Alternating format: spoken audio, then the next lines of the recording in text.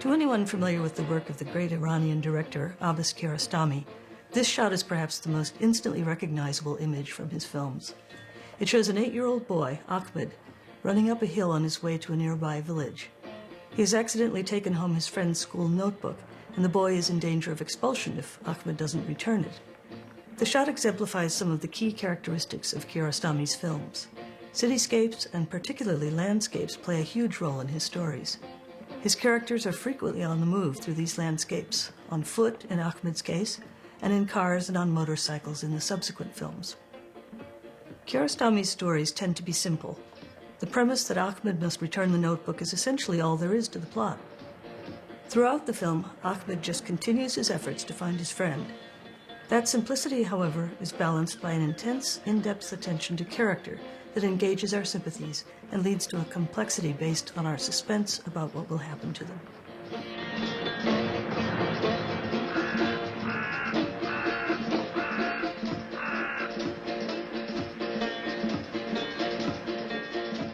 Where is the Friend's Home has the simplest story of Kiarostami's major films. Still, most of the others are also fairly straightforward in comparison with the complexity of many European art movies and even Hollywood cinema. We tend to think that a complex text weaves together multiple plot lines and presents a clear exposition of character traits and desires. We might expect some flashbacks or dream sequences. Kiarostami avoids most of these techniques. He seldom includes even so common a device as a romantic subplot. Instead, Kiarostami's protagonist typically conceives a goal and works to achieve it through the length of the film. Given that the central goal is the main driving force of the story, it is odd that we often don't find out what that goal is until about 20 minutes into the film. In Where is the Friend's Home, Ahmed decides to go to the neighboring village to return his friend's notebook 22 minutes into the film. Up to then, we see his routine at school and watch as his mother demands that he stay home and do household chores and his homework. For the first 20 minutes or so of A Taste of Cherry, we watch Mr. Badi driving around the outskirts of Tehran, looking intently at the men he passes. We might assume he's a gay man cruising for a partner, as some of the men he speaks to seem to believe. من به چیزی که احتیاج دارم دستاشوییست. نه احتیاجی به زبون شما دارم، نه به فکر شما. Fully 24 minutes in, he finally reveals that his goal is to commit suicide, and he needs to find someone to bury him according to Muslim tradition. These openings generate a strong curiosity in us, since we are used to learning early on what a film's plot will deal with. I find personally that I speculate about these characters, and thus gain an investment in learning about their thoughts and hopes. Few directors make landscapes as prominent in their storytelling as Kiarostami does.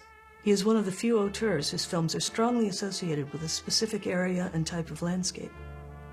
A more familiar example would be John Ford, whose westerns are indelibly linked in spectators' minds to the distinctive rock formations of Monument Valley. With Kiarostami, the landscapes are mostly the deserts and mountains of northern Iran, the surroundings of Tehran, and the countryside in between. Most of his films of the late 1980s and 1990s involve characters traveling, and the terrains through which they move make visible the shapes of the stories he tells. His use of landscape is poetic. The deserts of Iran may not be as scenic as the natural features of some other countries, but he treats them with a lingering lyricism that becomes one of the things we remember most about his films. In this shot from A Taste of Cherry, the camera is placed so that the car keeps disappearing behind the edges of hills. The camera pans to follow the car, but part of the time the framing is simply moving over the landscape itself. When I first saw A Taste of Cherry, I thought that the main character, Mr. Badi, was randomly wandering around the countryside near Tehran. If one watches more closely, it's clear that he takes a specific set of roads, especially around the area where he has dug a grave for himself. In general, Kiarostami's films show us the same locales again and again. The repeated shots of the same landscapes across the film create what we might term rhymes, enhancing their lyrical quality. Late in A Taste of Cherry, a Turkish taxidermist, the third of 3 passengers Mr. Body solicits help from, suggests that he take a new route, one that he says is longer but more beautiful. The Turk keeps telling him when to turn right or left. This shift of roads proves crucial to what we might take to be the outcome of Mr. Body's quest.